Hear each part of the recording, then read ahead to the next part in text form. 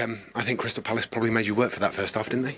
Yeah, they did. I think there's a little bit of both. I think total credit to them as well. I thought they started really well, and Brighton, we were a little bit off it, if we're honest, and we know that. The boys have spoke about it, so we didn't start the game great, but it's probably the first time really where we've coming in at half time. I thought we progressed through the half pretty well actually, and finished the half for the last 15-20 minutes okay, and a few opportunities.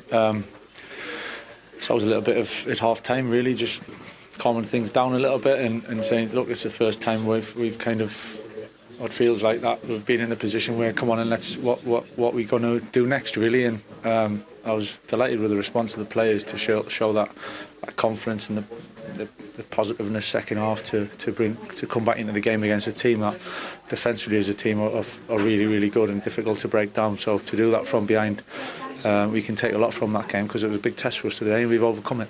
Everybody seemed to find an extra gear, didn't they? Yeah, sometimes you get that in games, and you've got to find that second wind. And I've been there. I understand that as a player. Sometimes it is like that. It's not ideal, and we don't want it. We don't want to see it. But the boys are human, and sometimes it's just not quite there. They're the times when you've got to go and find it, and we did as the longer the game went on. And I thought we played some really good football, looked dangerous, and again against a team is very difficult to break down. So we can take a lot from it. He seems to stand here every week and try and find new superlatives for the captain. That second half performance from him is world class, isn't it? Yeah, it's in the moments. I think Bruno he's always been there and to step up. And I have to say, I thought all the players did individually to then bring it together collectively. I thought they all played their part today, and we needed it. We needed it against a really good team. Benjamin Šeško giving you a nice headache now, isn't he? Whether to start him or whether to start him off the bench. I said it. Was it yesterday or the day before? It's not a headache. I think it's great to be in a position where we've got the choice and to rotate things, to change things depending on the game, where we see the strengths and our game against a certain team. So listen, absolutely delighted. It's a fantastic header, and big moment again for us, so it'll do them the world of good and keep them in a good spot. Congratulations. Thanks a lot. Cheers. Kick-off there here on Sky Sports Premier League. We'll take you through what's happened in the 2 o'clock games. They've all finished. They had a very symmetrical afternoon so far. 2-1, all of the games, all the home sides winning. Will start at Old Trafford. And this goal that Crystal Palace took the lead with still annoys you from a defensive point of view, doesn't it? It does, but take nothing away from Crystal Palace in the first half. I thought they were exceptional and deserved to go in at half-time leading. Great ball in by Brennan Johnson. They've looked at this space where you think, where can we utilise Lequire, and he gets free, drive on the ball. But from a defensive point of view, which I said, I really, really don't like it. I see defenders, I see forwards doing it. Get your eye on the ball, see your body position, get it right, see the player and the ball, and then that's travelled a long, long way. He has the opportunity to leave the man and go and attack it, and he didn't do that. Great header, and then his afternoon completely changes. So, penalty first of all for you. Is it a foul? Yes, it's a foul. A great ball from Bruno Fernandes, and the fact that the ball goes down the side, Cunha gets away from Lequire. He has his hands on top of him, he pulls it back. Was it enough for Cunha to go down? As it continued from outside, inside, you can see his hand still on the top of Cunha's shoulder. Whether it be 2 fingers, a full hand, it continues. So he's in the box, so it's a penalty. It's a penalty in my opinion. And then the final decision is, look, he hasn't made an attempt to play the ball, so has he denied a goal-scoring opportunity? That's when it comes in. Is this a dog's out? Is that denying of a goal-scoring opportunity? And in my opinion, as soon as he gets goal side and he goes down, that is an opportunity for Cunha to score a goal. So the red card, if you're going to give the penalty, has to be the only decision for you? You have to. Once he's decided that the foul that started outside continues in, then Chris Kavanagh has no alternative but to give a red card. Very, very soft. He goes down. If he doesn't go down, Cunha, would he have got it? I'm not too sure. There's the penalty kick as well. Chris Kavanagh, of course, the referee in that FA Cup game between Aston Villa and Newcastle, where there was no VAR, and he got a lot of criticism from that. And then the winner. Yeah, we've talked about Šeško before how good he can be. He got an opportunity to start, and this is an outstanding header. I talked about Bruno putting the ball in an area, and then can you forward, get in front of the defender? He can, and then as he got the accuracy and the power to be able to generate that ball down into Dean Henderson's left-hand post, he does. Top finish, player who's in certainly an awful lot of confidence, form, and what the goal scorers want to do, score and get the winning goal. He didn't have many opportunities, did he? He had the one header in the first half, I suppose, and then the header in the second half. But you've got to take the chance when it comes your way. You do, and he's been waiting probably a long time to go. Michael Carrick, can you give me an opportunity to start a game? He came on against Everton on Monday night, he gets his goal, and now the question was going to be, was he getting an opportunity to start? He did, he didn't get an awful lot of service. He got one in the first half, he's built up play, and you start thinking, is he a super sub? Joe, thank you very much indeed. Manchester United into the top 3 of the Premier League at the end of a match round for the first time, listen to this, since May 2023. They were 11 points behind Aston Villa when Michael Carrick was appointed. They are now above them in the table. It's 6 wins out of 7. It's an unbeaten record. They were 1 down against Palace. They've won it 2-1. But 7 minutes into the second half was the big talking point. The awarding of the penalty and the red card. Take it away. Yeah, I mean, we've debated this. For me, I think that's the start of the foul, if there is a foul there. Look, the tug there is outside the penalty area. It's an easy one to give for me, outside, free kick outside. And then to get a sending off here, and we're not really in agreement with that. Gaffer, I can't see, Steve, where the impediment is there in respects of pulling him back for him to be sent off. Yeah. You know, if he feels it's a foul, then it's a foul on the edge of the box for me. But a penalty and to be sent off is absolutely ludicrous for me. Because I think he just lets go. It's a good penalty from Fernandes, but he just lets go at the right time. The pull of the shirt is starting outside the box, way outside the box. And in football, why don't we just play a little bit of common sense about the send? Fernandes made it 1-1, and then Benjamin Sesko, who we talked about a lot today. Yeah, brilliant goal. To get the winner. It's a great cross. It's the kind of cross you want for Benjamin Sesko. Just, you know, it's outside the box there. You can see it here, brilliant. They don't push up, Gaffer, like you said. But this is the brilliant part of Sesko. He's just out of his eye line, and just as it's about to get on his head, Sesko gets in front of him, and that is where you want someone to just put the ball in the box, and the forward does the rest. Well, we said brilliant before the game, Ian, didn't we? The form that he's in, the confidence that he's in, it's set up for him to get the winner. Yeah. And he pops up with a fabulous header. And that's what happens when you're confident, isn't it? Yeah. When you believe things are going to happen for you, what happens? They do happen for you. And he made that nice little bit of movement. But that was an old-time classic. Yeah. That was an Alan Shearer header. Yeah. Bottom corner, bang. Beautiful. The delicious cross onto the head of Šeško, and the informed Slovenian nodded it past Dean Henderson to earn all 3 points for the Reds. Welcome to Matchday Review, where pitchside Danny Simpson and Fraser Campbell have joined me to discuss all things United after that brilliant come-from-behind victory. Not a vintage performance in that first half, much better in the second, and did enough to win. By the way, if you're watching on YouTube, we'd love you to get involved in the show. You can do that by commenting below, and we will get to as many of those comments as we can. We'd like to hear who you think was man of the match, and if you want a question, who you think was man of the match, and if you want a question to ask any of the lads, then please feel free to put that in the comments section. But however you want to get involved, please do. Okay, let's get down to the nuts and bolts of it all. Danny Simpson, how important was it to win that game? I think for what we're trying to go for and get that Champions League place, I think we said before the game, with Aston Villa losing, even just from a psychological point of view, to now be third. Okay, level on points with Aston Villa, but goal difference is better, maybe 3 or 4 goals. You know, going into another week, it's a tough game in Newcastle on Wednesday night. We know it's tough. I think it was massive, especially going 1-0 down as well early on. You know, it was a bit quiet first half, it was a bit flat. You know, wasn't as much energy in the team. We said at half-time they're going to have to come out second half and be better, and they actually started the second half really well. And that's why we ended up getting a penalty, because we were putting them on the back foot, playing through balls, playing forward, and had them camped in their half. So, yeah, it was a massive 3 points for us, you know, with the rest of the season coming into it.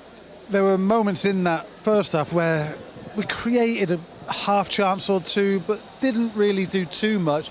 It was better in the second, but how important or how crucial was the big turning point, the red card to Lacroix and the penalty from which Bruno scored? Yeah, I mean, we were our usual selves first half, and we needed a change second half. And I think we came out, we started bright.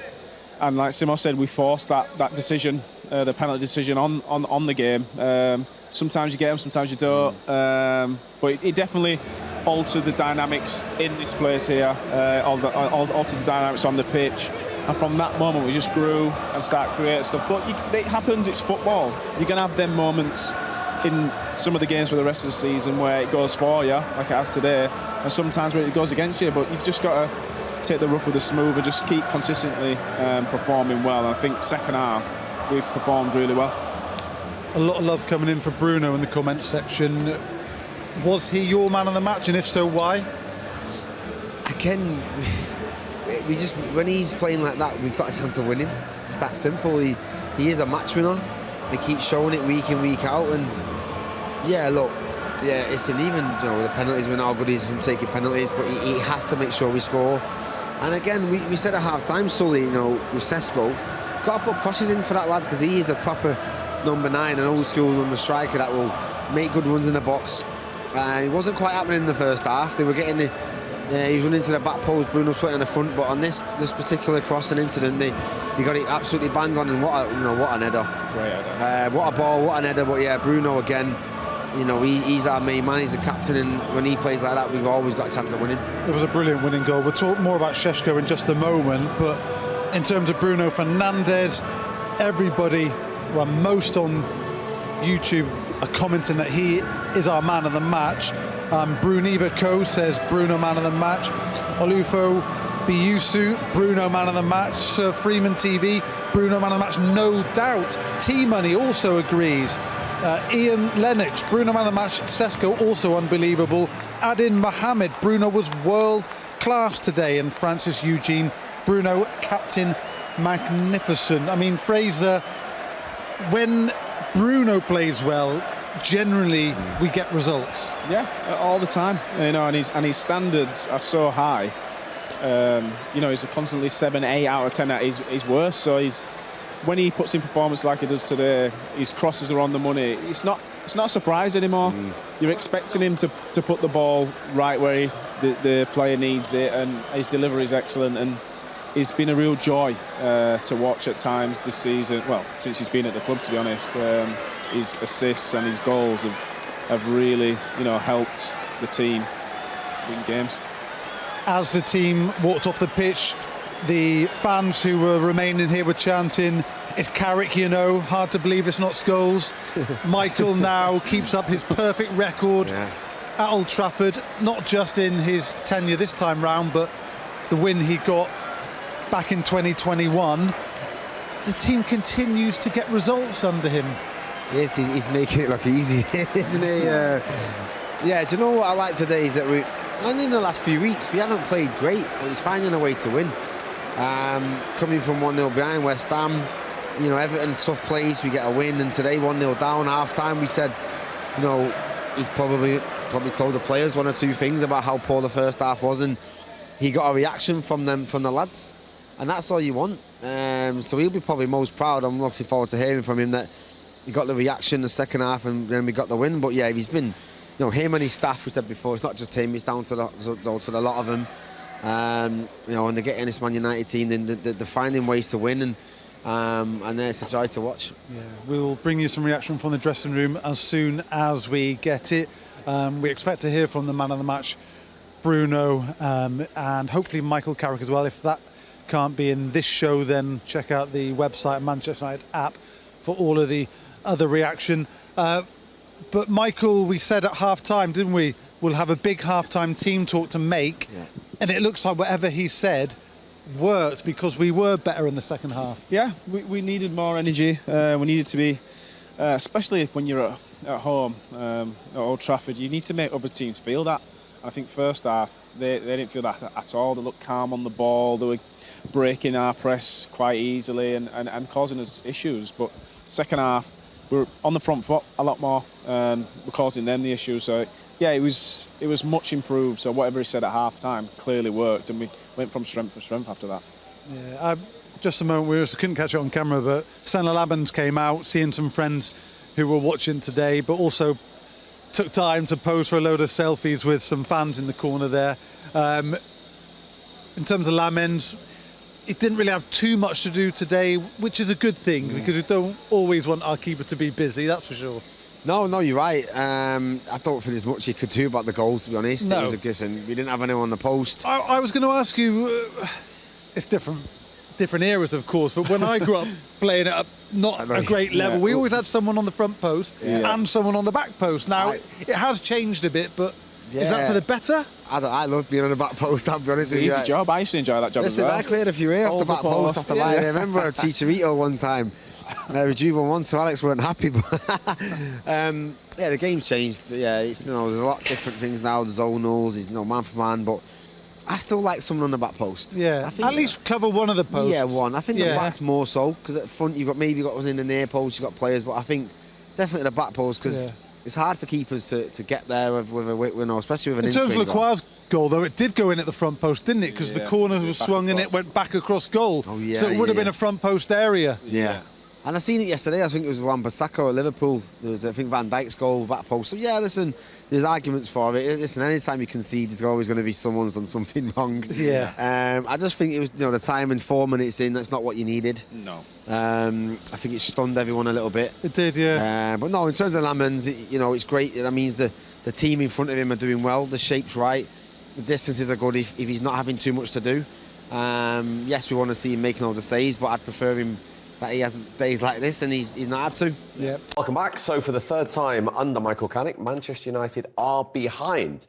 Righty, they haven't quite hit the heights in that first half, and they'll be bitterly disappointed, won't they, with the way they conceded the goal? Yeah, without a doubt. I think I thought they were going to start a lot quicker than they had, but when you look at Yoro up against Lacroix here, the ball's in the air for such a long time, he loses him, but that is it's a very good header. Poor marking for me. He's not looking at the... No, he's not looking, and so he's not looking.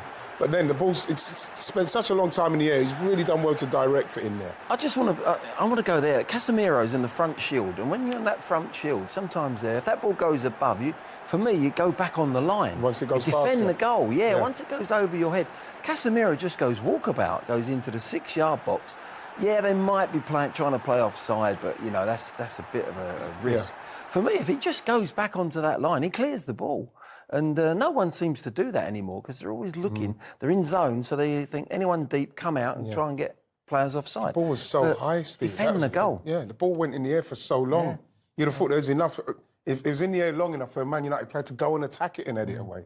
They've slowly grown into the game, and they've had a few opportunities in front of goal after that. Yeah, well, you'd expect that. At Man United, they started to turn the pressure up a little bit. But this was a good effort from him. But I think the keeper might save that even if Sar's not in the way. And the same with this. This is a good movement from Sesko. Just put the ball in the box. You'd expect the keeper to save that one as well. But I think they could do that a bit more, Gaffer. Yeah, I mean, they started poorly, but slowly they've got themselves back into the game with some chances. That's the key one. Yeah. Casemiro there is really good in the air. He's unopposed as well. And I don't know what he's done. He's tried to actually guide it in instead of just putting his head through it and hitting the target. And that from that distance you score. He's tried to actually be clever. It looked like he got under it as well, Gaffer, because then he's reaching at the end. But he's good in the air, isn't he? And you expect him to score that. Yeah. Both in this hour and nearer to kick-off. But we must bring you the team news of our first game. That is at Old Trafford, another big one as well, because if Manchester United win, remember, suddenly they're into third of Aston Villa. Michael Carrick, since he named his first team as Manchester United manager, has only made 3 changes, and the third one today is Benjamin Šeško in for the start for the first time under Carrick, having scored off the bench in 3 of his last 4 games. Ahmad is the one to make way amongst the substitutes. Palace, of course, had a big European test in the Conference League on Thursday. They got through it into the round of 16 where they're going to play Larnaca. Just one change from that winning team. Brennan Johnson, who United fans will remember, scored in the Europa League final as Tottenham player, the winner. He's in for Gison. So if you were Benjamin Šeško, right, he would have expected, surely, as a striker, having scored 3 off the bench in 4 games to start today. Yeah, without a doubt. And, we're not talking like the goals as well, the good goals. Good goals in the game, important goals and very good finishes. The kind of finishes with confidently finishing.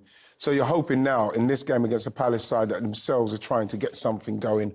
It's the kind of game where, for him, if I'm a striker coming into this game, I'm looking to get a couple of chances, score a couple of goals to then cement the fact that I'm the number 9 here. Isn't this crazy to look at that run of results? 16 points from 18, Glenn, and 5 days before that Manchester City game, he was sat in the studio with us, Michael. He was. I mean, it's an incredible story. And since he's gone in there and beaten Manchester City, no Premier League team have more points than Manchester United. Fantastic job that he's achieved. And he's got, I think what he's done as well, Michael will be the first to admit, he's got really good people round him. He's got the right people round him from outside looking in.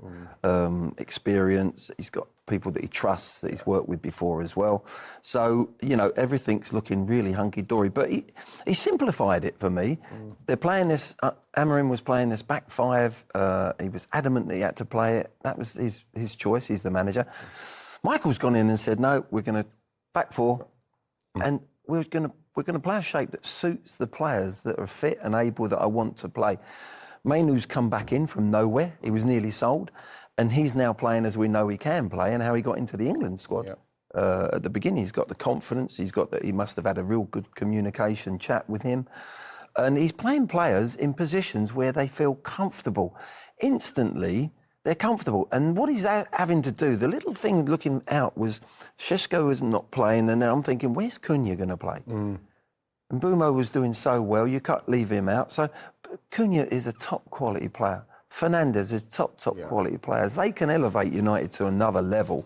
And he's now finding little, you know, sometimes he plays up front, sometimes he plays off the left, off the front. And for me, he's getting the best out of them two players who are special players. They could elevate United.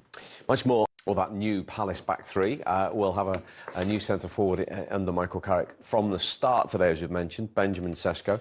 He said that, right, he wants something different today at home. He's earned the right, Benjamin Šeško, with his hard work and his goals. Without a doubt. And like I mentioned before, good goals, good finishes of somebody that's confidence is obviously coming through. We've seen the same with Gyökeres. And I feel that maybe the pressure of going to United and hitting the ground running, which they obviously would have liked him to have done, was a bit too much. But like they've eased him in now, and Michael coming in with a different kind of like maybe man management style around him. He just looks a lot more relaxed, Steve.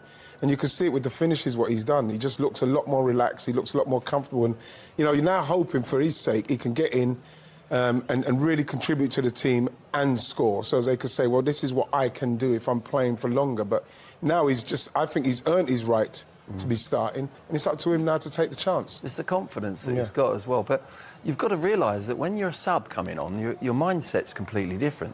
So he's relaxed. He's more relaxed than when he was starting. I think when he was starting, he was hoping things were going to go well for him. I don't think he was really somebody that I looked and he thought, right, this is my scene. I'm going to show everyone what I can do. Like a Haaland, when he goes in there at the beginning, wherever he goes and plays, he's got that presence. But it's worked out well for him that in the end, Michael's gone, I need to take him out of the team because that confidence is getting worse and worse. It's going negative.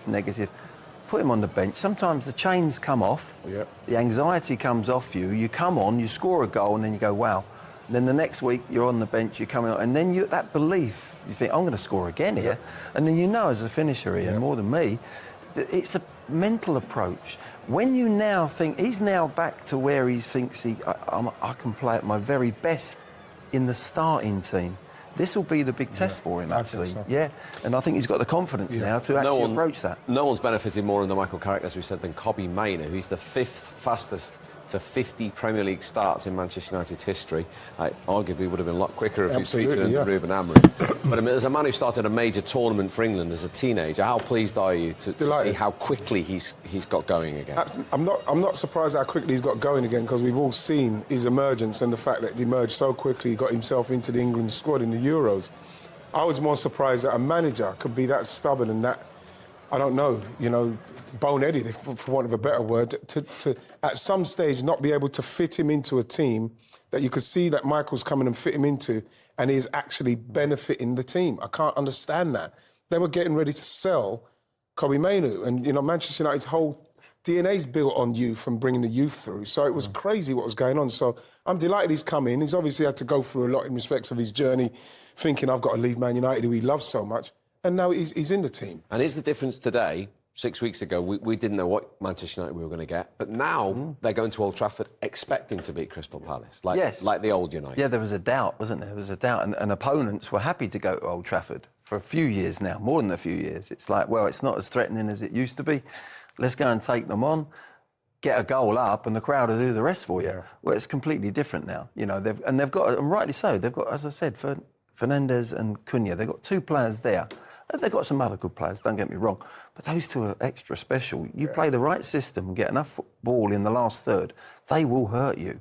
But for Mainoo as well, I think you've seen an improved Casemiro with his legs next to him. Yeah. And that was another thing I couldn't understand why he never got a chance under Amorim, is that they need some legs in there. If you put Casemiro in there, he's now playing back. You're thinking, wow, he's playing really well again, back to how he was a few years back. And I think that sort of hub of the midfield is now allowing them really expansive players to go and play. Obviously, Chelsea are a good side as well, so it's set up perfectly. A title race is a struggle, and Arsenal obviously have got to enjoy that struggle in this next 6 to 8 weeks. But I suppose it's the way they performed as much as anything last week, even how they responded to conceding immediately after they'd taken the lead at the Tottenham Hotspur Stadium, that they can really delve into and draw on now. Yeah, I think that was really important. There were big question marks going into that game, obviously off the back of what had happened at Wolves. So they started the game really well. They get the goal. I think the fact that Tottenham came back in was not great for them, but good in some ways, that it gave us a chance to see how they were going to respond in the second half. And they really did respond well. They got the goal, obviously, again, and then they went on and obviously killed it off. And I think it was a big moment last week for Gyökeres, because he played at a level that I think most of us haven't seen this season. Obviously, I gave him man of the match in the game, so it's important for him to follow it up today. What you would say, Michael, particularly as someone who knows Liam Rosenior, and we'll talk about this a little bit later on, is that Chelsea are obviously going to provide them with a much different challenge to what Spurs did. Most definitely. I mean, we saw Spurs. Gary just touched on it there about the response from Arsenal after Declan Rice made a mistake. Mawani scores a goal. How do they respond? It's a bigger challenge for Arsenal today against a better Chelsea team, in my opinion, than what Spurs were. It was a North London derby, but we saw Chelsea in the Carabao Cup. Big opportunity for Chelsea to get back to winning ways. They dropped 2 points. What did Chelsea have to do, Gary, to put Arsenal under real pressure today? I was at the game, the second leg of the Carabao Cup semi-final, probably only 3 or 4 weeks ago now, and I think they just got the balance slightly wrong that night. I mean, Paul Merson thought they got it badly wrong. I actually wasn't as critical of them as Paul Merson was that night. They really did dig in. They tried to keep the game going till the last 20 minutes, and then they brought a couple of substitutes on and tried to sort of, if you like, snatch that goal that would have then taken them to extra time. I think what they've got to do today is just shift that balance slightly by keeping the same defensive solidity, but they've got to have more of a threat going forward in the first 70 or 80 minutes of the game. So I think that will be the case. I think Liam Rosenior had a real plan that night of how he was going to get back into the tie. And I don't think it was a bad plan. He just didn't execute it correctly at the end of the game in that last 15-20 minutes when Cole Palmer and I can't remember who else came on. But I think just making sure that balance between the defensive solidity and then having that little bit of a threat going forward, it wasn't quite right on that Carabao Cup night. And it shouldn't be forgotten as well, Gary, that they are in the thick of a race for a Champions League spot here. You know, you're probably, I know it is 4 at the moment, we're expecting it to be 5. So you're looking, really, once you take Arsenal and City out of it, 3 out of 4. What one team is going to miss out of Villa, United, Liverpool and Chelsea? Yeah, Chelsea, I mean, look, you don't play football like this in a season, but sometimes, particularly I think when we're in the media and you look at it, you think Chelsea would have been liking to come into this game having not made those 2 mistakes at home that they've just made and dropped those 4 points, because what that would have meant then today is that they had a cushion and you can have not a free hit, but it takes the pressure off you. What those 2 games drop points has done to Chelsea is mean that it puts an extra pressure on the game today, because Liverpool and United are starting to pick up. I'm a bit wary in this Premier League season of saying anybody's got momentum, because as soon as you say they have, they then seem to disappear for 4 or 5 games. But Manchester United most definitely have at the moment. They have got momentum. I mean, look, I think that you look at what's happened in the last few weeks, the Fulham game, the West Ham game and the Everton game, they've got over the line in those games. Just they do find it more difficult when teams sit off them to break them down. It was a struggle against against Everton on Monday night. However, Michael Carrick is getting them through these games. Ruben Amorim wasn't about 6 to 8 weeks ago, and that was the reason he was sacked in the end with those games against Burnley, Leeds, West Ham, Everton, that obviously Bournemouth, where he couldn't get the victories. So it's really important that Michael keeps that going. I think what you'll want to see today, Michael, in the performance against Crystal Palace, is probably a little bit more innovative, creative play, so that they find it a little bit easy to break down teams that sit a little bit deeper and play on the counter-attack. That's been United's problem for a number of years now. They've been more comfortable playing on the counter-attack against the sort of better teams than they have done actually against the lesser teams that sit back against them.